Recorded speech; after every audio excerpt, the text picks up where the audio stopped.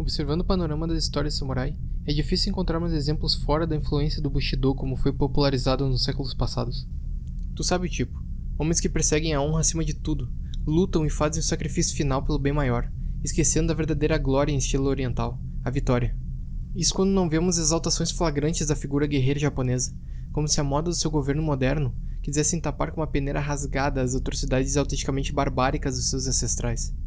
Ou no caso dos ocidentais contemporâneos, de idealizá-los como uma forma de defender sua identidade geek moldada em grande parte por esse fascínio com a Terra do Sol Nascente. Shigurui contesta essa noção, alimentando o espectador na sua primeira cena a tentação de imaginar que em épocas de paz, aquele país parecia almejar a matança mais que em tempos de guerra. Com uma trilha sonora tradicional pesada, em todos os efeitos temperamental, sufocante e súbita, assim em todos os episódios, a direção nos mostra como trabalhará com a atmosfera do anime, apresentando uma estátua numa tonalidade cinzenta e desfocada, até escurecê-la para dar o toque claustrofóbico que permeia a série. Então vem a narração e a execução de um daimyo, estabelecendo mais para quem não é familiarizado com o tema, os meios extremos como o shogunato lidava com quebra de decoro, desonra e outros tópicos. Lembrando um pouco o começo do filme live action de Kozure Okami, um contraste interessante visto que aqui a cena é obscura e o executado é um personagem importante, e lá o cenário é embranquecido e o executor é nosso personagem principal. A intriga basicamente se escreve sozinha quando sabemos o culminar de sua má conduta, um torneio mortal com taxa de fatalidades maior que 50%. Uma mensagem transmitida diretamente da alta corte que poderia abalar profundamente a paz conquistada com tanto esforço em quase 200 anos de sofrimento ininterrupto, seguindo a historicidade do período. A próxima cena deixa explícito como esse Lorde, Tokugawa Tadanaga, não se importa com sua família, seu samurai e nem com sua própria província, que tem valor estimado pelo homem que tenta convencê-lo da grande merda que ele tá para fazer. A maneira determinada como aquele guerreiro se sacrifica para sustentar a sua argumentação, tremendo e soando forte, sem exageros muito animescos, solidifica a brutalidade que o anime vai abordar a narrativa e confirma a corrupção moral do Lorde, mesmerizado com sangue e a perda de vida. Enfim vemos o dia do torneio em si, com a música flertando com o terror e o sol esbranquiçado a ponto de cegar. A luz ofuscante iluminando lentamente o rosto do protagonista Fujiki Genosuke e da sua acompanhante que carrega sua espada, a Mie. O choro das cigarras passa uma vertigem como a cereja desse bolo macabro. Ele empurra o tecido do competidor do oeste com o pomo e fudeu, só tem um braço. Quer dizer, ok, nada demais até aí. Só que os espectadores da partida deixam claro que não é uma situação normal. Em seguida nós vemos que esse torneio pode ser mesmo um show de horrores, porque o desafiante parece totalmente ferrado, cambaleante, sem fôlego e é cego. Agora uma pausa na descrição desse início. Com frequência deu para notar que todo o ambiente é quase sempre exibido com a câmera bem fechada, e também bem próximo ao rosto e corpo dos personagens. Sabemos que isso é uma técnica para cortar um pouco os custos, mas no caso de Shigurui, ela também contribui para a tensão asfixiante das cenas, e o estilo de arte, o modelo dos personagens e a consistência de animação compensam bastante algo que normalmente seria problemático. Na real, eu mataria para ter designs que comunicam tanta seriedade assim muito seinen por aí. O Fujiki, mesmo não me gerando muita simpatia de cara, e nem conforme o anime progride, é muito badass, mesmo tendo um formato de rosto mais aproximado de protagonistas genéricos. É chato quando eu penso sobre protagonistas de anime e a primeira coisa que vem na minha cabeça é o design de estoque daquele elemento do isekai de celular que eu não vi, ou de 1 milhão de Kiritos, ou de generikuns como o Kitsune do antigo VideoQuest apuradamente denominava, diferenciados apenas por íris de coloração diferente ou algum detalhe do cabelo a mais ou a menos.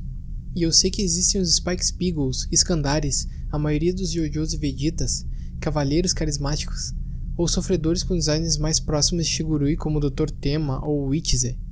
Mas infelizmente, frequentemente não são o caso, e até mesmo em seinens dos meus favoritos como Psycho Pass ou Shiki, o Kogami Shinra e o Yuki Natsuno não recebem o tratamento que eu preferiria nesse quesito, embora se possa considerar ambos como co-protagonistas de fato, ou nem isso. Ira Kusengen, o cego, apela um pouco para a estética de vilão cheio de esquemas infalíveis, andrógeno e magrelo, tipo do Griffith ou do Vicious, mas ele se distingue além disso e vai deixando sua marca como um quase protagonista de fato, com certeza mais interessante que o Fujiki. O que eu quero dizer é que eu quero ver mais shots como esse, que façam transmitir real masculinidade e determinação em jovens japoneses, ao invés de só por motivações ou plot, muitas vezes artificiais. Eu daria tudo por mais personagens como ele do que a média de dar sono que temos. Mas a gente tá falando da Madhouse dos anos 2000 aqui, né? Convenhamos. Não dá pra esperar qualquer coisa deles. Mas voltando. Quando os desafiantes sacam as espadas, a ênfase no metal em atrito com as bainhas, o clique dos saques e a suavidade dos passos deles são como um ASMR para os nerds de Tachi e Katana. São altos e impactantes, prezando pela imersão de quem assiste, não necessariamente pelo realismo, o que é uma coisa boa para esse tipo de história. Inclusive, alguns dos Sakugas e steel shots da série são exemplos de algumas animações que eu nunca vi na minha trajetória de animes assistidos até então.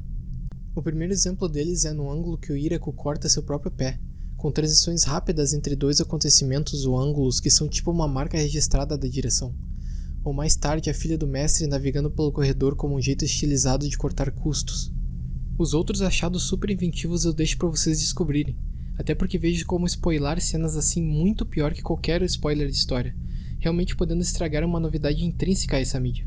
A batalha se torna cada vez mais interessante quando notamos a deformação do pé palpitante e inchado do Irako, e seu estado de frenesi pela dor que faz ele se contorcer e tomar um aspecto demoníaco da sua postura de batalha.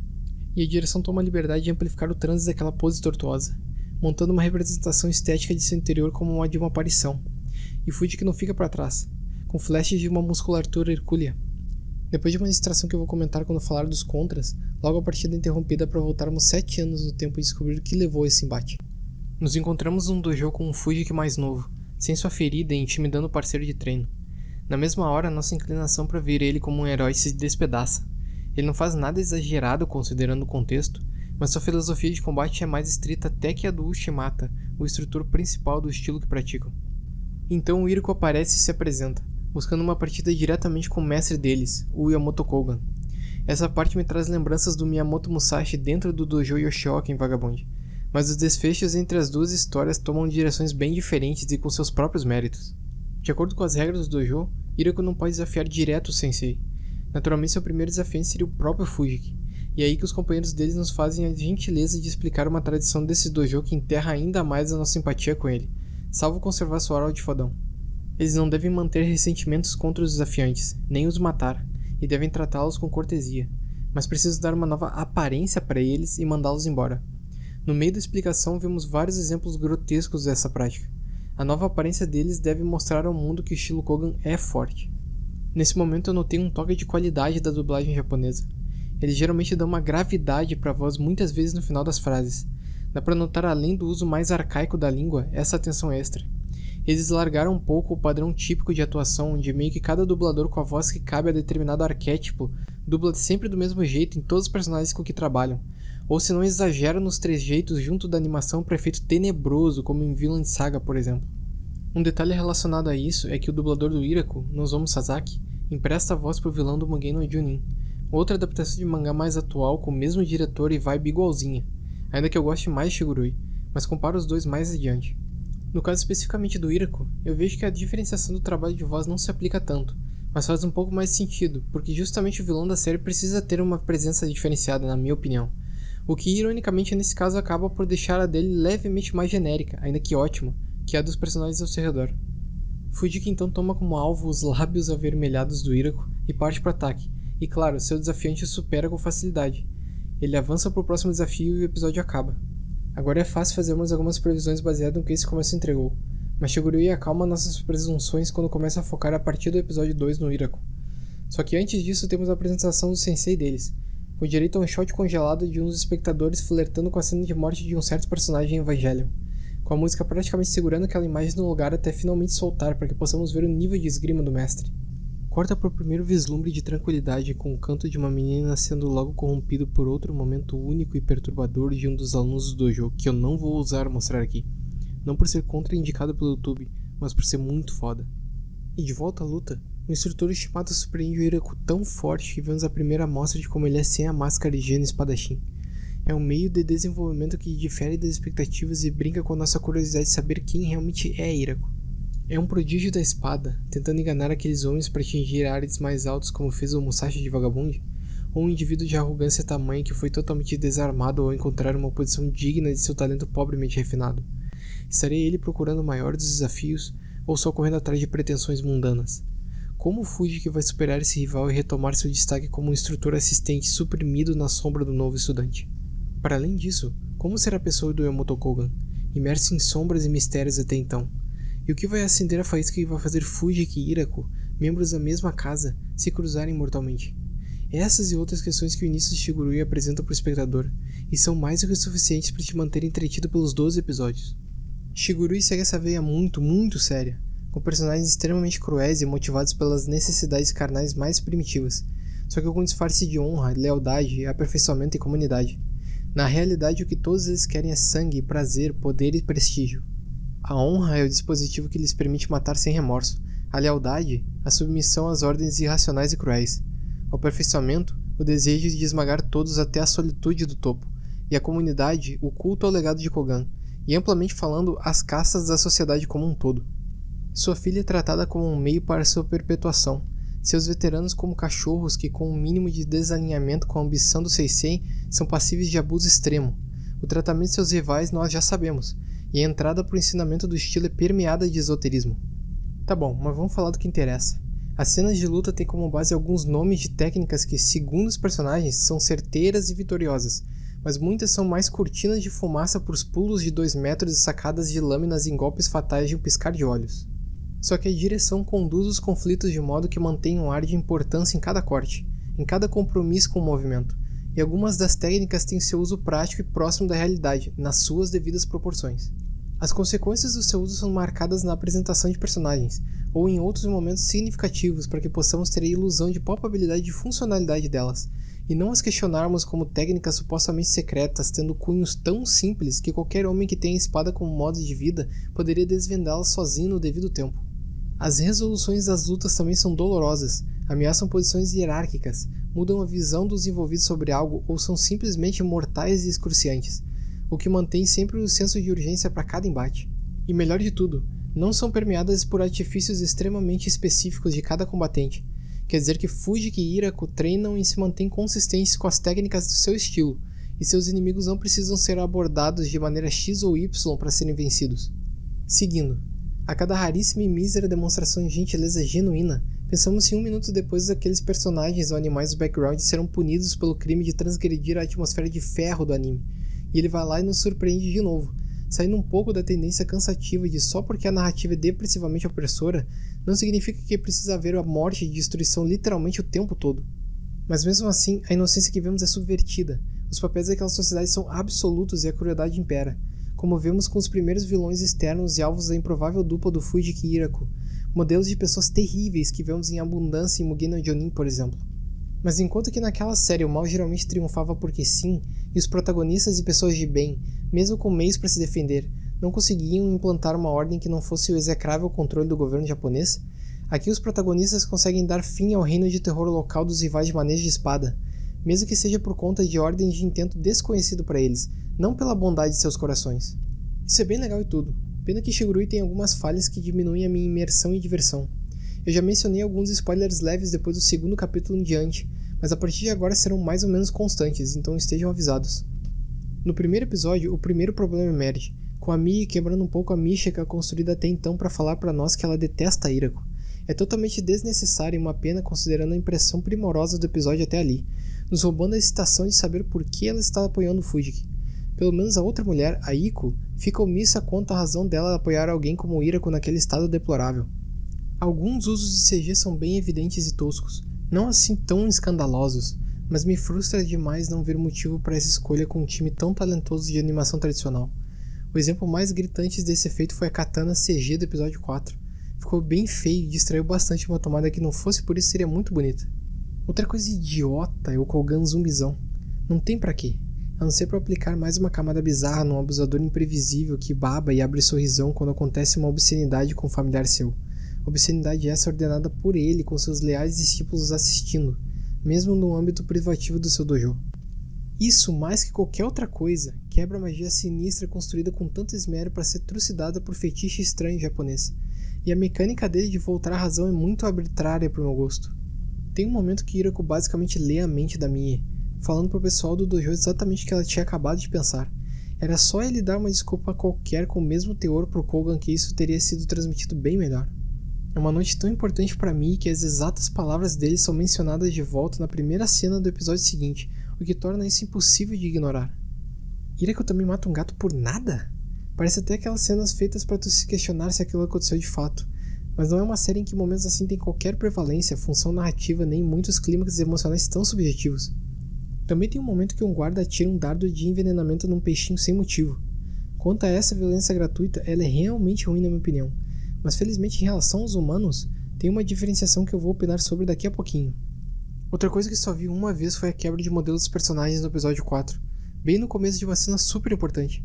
Novamente a única vez que isso acontece, mas justamente por isso que é tão notório e distrai tanto ver os rostos dos personagens principais cagados, como se eles tivessem refinado o resto com o maior cuidado e simplesmente esqueceram de arrumar esse pedacinho.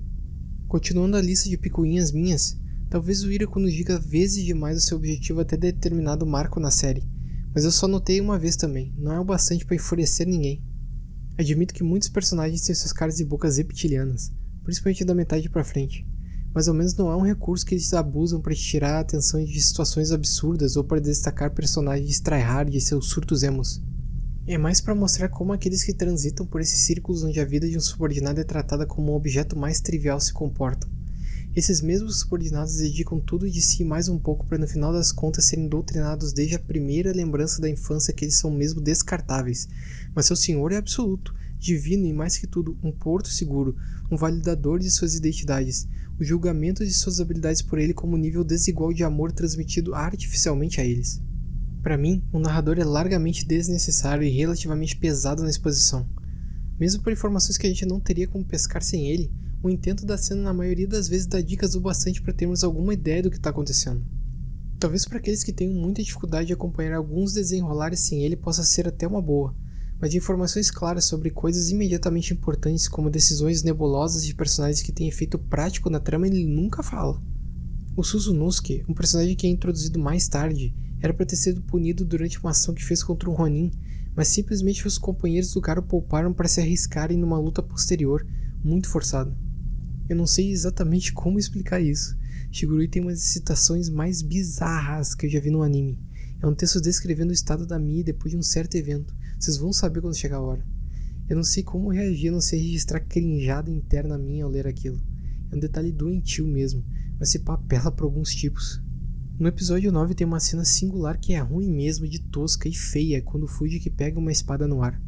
Que bom que é só uma instância, mas de novo, não sei como uma produção tão boa deixa passar uma coisa dessas. Agora os dois pontos de maior discórdia. Nós nos deparamos com várias cenas de sexo daquele estilo que não é legal. Foco inteiro na mulher, o homem numa silhueta sombria ou nem aparecendo, e exageros nas punições contra elas. Eu sei que é para enfatizar o quão complicada era a situação delas nesse espectro específico. Infelizmente, na maioria das vezes são só para satisfazer as vontades do Kogan zumbizão e do espectador anestesiado, quem sabe apologeta. Com certeza é uma porta fechada para quem não consegue suportar esse tipo de coisa, porque esse tratamento com o feminino meio que permeia toda a animação. Na verdade, parece ser uma constante nesse subgênero samurai brutal, digamos assim. Eu sei porque vi coisas em Mugen no Jonin que não podem ser desvistas, e lembro de ter algo do tipo nos live actions do Kozure Okami. E a pior coisa de todas, disparado para mim, uma descoberta no final que é um spoiler maior, mas acho necessário que tu saiba antes de assistir Shigurui, é que ele não adapta todo o conteúdo do mangá, e como já é de se esperar, não há continuação da animação. Já adivinhou, né? Algumas das questões apresentadas lá no começo do torneio não são respondidas. Tem um lado bom nisso, que é uma oportunidade para nós lermos o mangá, o que irei provavelmente fazer assim que terminar minha leitura atual. Seria ótimo guardar a expectativa de que o material fonte fosse um caso de um mangá é melhor, só que sinceramente eu duvido muito. E mesmo que a qualidade dele se compare com os melhores trabalhos da indústria, o que a Madhouse e o diretor Hamazaki Hiroshi fizeram aqui não pode ser replicado nem na própria mídia. Imagine então num trabalho estático como num mangá. O Shigurui original pode ser genial em apresentar transições de páginas surpreendentes, compor imagens sequenciais que transmitem impacto, cheias de movimento que manipulam os olhos dos leitores na direção da ação, e pode ser absolutamente lindo de ver em cada página.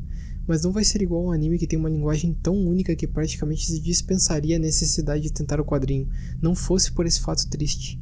Tá chega de negativas, seguindo para vários detalhes legais que elevam a animação antes de terminarmos.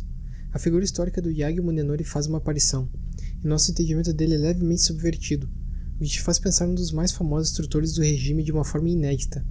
Já um dos feitos do singular Miyamoto Musashi é citado pelos Ronin atraídos pela promessa de recrutamento pelo Senhor de Kakegawa. Quando neva, o detalhe dos dedos do Fujiki avermelhados mais das extremidades te traz muito pra cena. Também não me lembro de ver anime se atentando a isso particularmente tão bem. Os aprendizes do estilo Kogan não são papelões de background, eles têm seu valor em técnica e habilidade, o que em um anime menor não seria o caso, no máximo só no começo. Eles argumentam entre si mais de uma vez sobre a situação política de seu dojo, arquitetam planos inteligentes e por entre todas aquelas camadas de estoicismo fanático, se importam uns com os outros. Eles também expressam mais de uma vez suas preocupações com o Fujiki, e tirando que não podem ignorar a habilidade crescente do Irako, nem o mencionam fora disso até ele virar a figura central daquele pequeno universo deles. Sobre esoterismos citado antes, a casa tem rituais específicos para ocasiões marcantes, com receitas e avaliações delas para que tudo seja perfeito. É interessante já que geralmente pensamos nessas escolas de artes marciais como locais de aprendizado, de companheirismo, de beleza e de onde sai muita porrada. Não que os mistérios desses manejos sejam permeados de segredos sinistros, de adorações quase religiosas às figuras principais das artes, de questões sucessórias e de costumes de selvageria dissimulada. Outro ponto bem positivo é que, contrário às expectativas, Shigurui não fica matando ninguém à toa. Não precisa ficar demonstrando que essa cultura feudal é severa e injusta, porque nós já sabemos que é pela atitude do Tokugawa Tadanaga, de como o Irako corrompe o status de estar aparentado de samurai para se aproveitar de camponesas, de como a Mie é usada pelo próprio clã. Quer dizer, a violência é uma constante, mas é direcionada, comedida, não serve para trazer choque tedioso com a morte em massa de civis inocentes, ou para liquidar uma única vítima com requintes de crueldade particularmente inventivos e calculados, como acontece com seus pares. Com uma exceção no caso dos Ronin no episódio 7, que lembra o direito em termos da classe matar um comum que tivesse lhes ofendido. Como aqueles andarilhos usaram desse tipo de desculpa e foi só em uma pessoa, não me é tão grave assim. A não ser claro com o abuso exagerado e frequente das mulheres, mas eu espero ter deixado bem claro minha opinião sobre isso mais cedo. Até abro um parênteses aqui para citar a duologia de jogos Nioh, que também usa a artimanha das mortes aleatórias em massa para piorar ainda mais sua narrativa desnecessariamente fragmentada. Não consigo lembrar de Nioh sem me irritar, é foda. O anime consegue fazer com que ao menos 2 personagens secundários do dojo que falam e fazem pouco serem bem memoráveis. Vemos eles ao contrário de seus colegas realmente se expressando. Um deles fica surpreendentemente chocado com uma perda, se isolando, se descontrolando e punindo todos no seu caminho até ser eventualmente parado. O outro faz uma burrada e tanto e vemos sua verdadeira natureza oposta ao seu comportamento de manada de antes. Como todo mundo aqui menos o Irako e o Ishimata são muralhas inabaláveis de pedra fria, esse contraste se torna assim tão forte. Isso sem contar que eles aparecem desde o episódio 1 com certa frequência, destoando dos seus iguais quando a crise bate na porta. Mas o mais importante de tudo, o elemento mais interessante de Shigurui é o próprio Irako, que ao mesmo tempo que parece aquele vilão invencível e sempre um passo à frente, é o mais próximo de um humano pleno que temos aqui, e as suas falhas são um chocante contraste com os olhares afiados e onipotentes que ele transpassa para quem vê como menor que ele. Ele ganha coisas de graça, sim, mas também se ferra bastante pela impulsividade, e isso antes daquelas feridas que vemos no episódio 1, o que difere ele de um Griffith que só erra gravemente mesmo uma única vez. Ele é o elo emocional da narrativa. É a partir das decisões diretas dele que as coisas mudam. É por causa dele que as vidas de todos que acompanhamos fica pior. E para vencer dele que Fujiki vira cada vez mais uma fortaleza isolada e impenetrável depois de seu abalo emocional com o destino da Mie. E mesmo o Irako não só destrói tudo que toca, porque ele discutivelmente melhora a vida da Iko, antes uma concubina sitiada nas garras do sensei e vista como uma viúva negra pelos outros homens. Agora alguém que ama, que encontrou o conforto em saber pelas palavras do Irako que não é um monstro como todos pensam que ela é, e se dispõe a se sacrificar pelos desejos deles como um casal emocionalmente devastado pelas próprias escolhas. É exhilarante ver ele preocupado ou sofrendo porque tu fica esperando para ver quando que ele vai ficar daquele jeito do episódio 1, e como fascina ver seu arquétipo de gênio magrelo, afeminado, temendo pela própria segurança, sendo que nessas horas a fachada cai e ele parece tão vulnerável quanto os outros personagens. Mesmo depois de transformado, o Irako não só destrói todos em seu caminho sozinho e sem esforço, ele planeja esquemas, forma alianças e tende a seguir as normas, não importa o quão habilidoso seja. Ele também permanece tão emotivo quanto antes, se arrisca e não executa tudo com perfeição. É mesmo uma beleza ver ele e Fujiki se reencontrando nos últimos episódios, e o que aquele ambiente que eles estão inseridos tira deles, enquanto são forçados a não se digladiarem na residência de um senhor importante. E o desgraçado provoca, antes e depois ele provoca o Fujiki onde mais dói e é muito bom.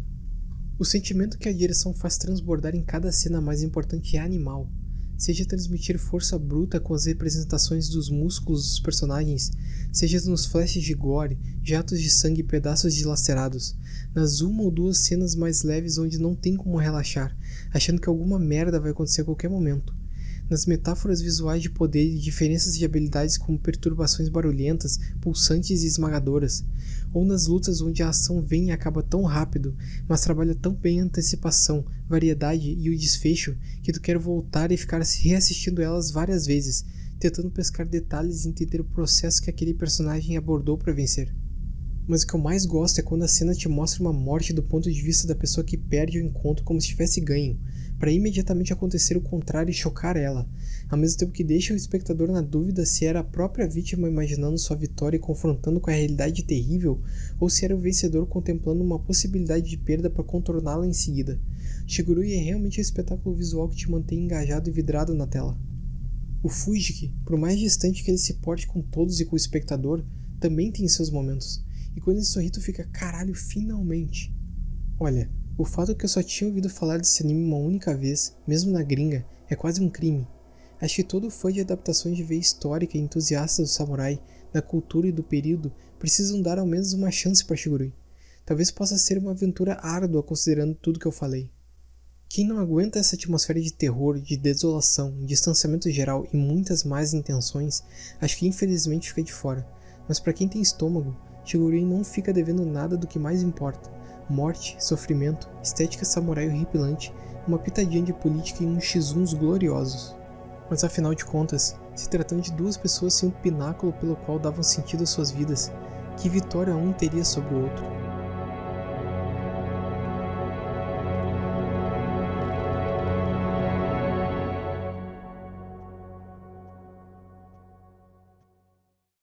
Espero que tenham gostado desse meu primeiro vídeo e se sim, peço que façam o que o algoritmo gosta para me dar uma força. Vocês têm algum outro favorito que rivalize com a criatividade e da direção de Shigurui? Gostaram de algum aspecto em particular para discutir aqui nos comentários? Tem sugestões de animes antigos ou novos para eu abordar em seguida ou alguma crítica construtiva quanto à análise? Lembre de deixar aqui embaixo sua opinião para construirmos um diálogo bacana e produtivo. Também deem uma olhada na descrição, tem um conteúdo extra lá que pode interessar vocês. Eu agradeço demais o seu tempo e a sua atenção e até a próxima!